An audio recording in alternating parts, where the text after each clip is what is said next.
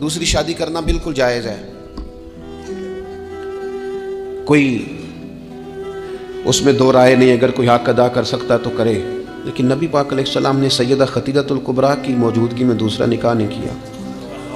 اعلیٰ حضرت بریلوی رحمۃ اللہ علیہ حج کے لیے تشریف لے گئے تو وہاں جتنے علماء اس وقت موجود تھے وہ سارے آ کے بیٹھ گئے، حضور ہمیں حدیث پاک پڑھا دیں، ہمیں تفسیر کے اسباق پڑھا دیں، ہم شاگرد بننا چاہتے ہیں، اسناد لے رہے ہیں۔ اب اس زمانے میں لوگ 6 ماہ، سال اس سے بھی زیادہ حرم شریف میں رہتے تھے، تو وہاں کچھ لوگوں نے کہا حضور اتنا عرصہ آپ کو یہاں رکنا ہے تو آپ یہاں نکاح کر لیں۔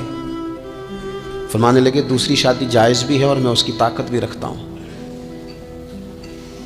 لیکن اعلیٰ حضرت فرمانے لگے میری اہلیہ نے نا تکلیفوں میں میرا ساتھ دیا ہے، میں اسے وقت نہیں دے پایا، دین کے کام میں لگا رہا، لیکن اس خاتون نے بڑی نیک نامی کے ساتھ میرے ساتھ زندگی بتائی ہے۔ یہ اعلیٰ حضرت کے لفظ ہے۔ فرمانے لگے میں طاقت بھی رکھتا ہوں، شریعت کی اجازت بھی رکھتا ہوں، لیکن میں دوسری شادی اس لیے نہیں کروں گا کہ میری بیوی کو تکلیف ہوگی۔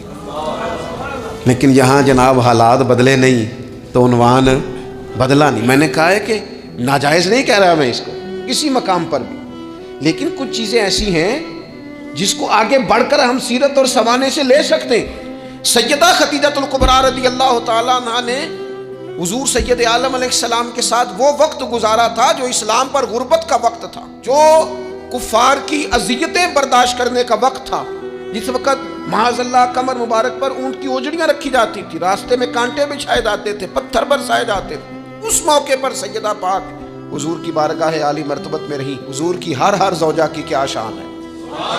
اور پھر سیدہ عائشہ صدیقہ جو محبوبہ ہیں محبوب خدا کی، کیا عظمتیں ہیں، پر سیدہ خدیجہ الکبریٰ کا انفرادی انداز ہے۔ حضرت عائشہ صدیقہ کہتی تھی میں نے اس خاتون پر ہمیشہ رشک کیا، بڑے سارے لوگ آتے تھے حضور سے ملنے، لیکن دروازے پر ایک خاتون بولی، جناب حالہ بنت خولت، دروازے پر خاتون بولی، اجازت مانگی السلام علیکم کے بعد میں آ جاؤں؟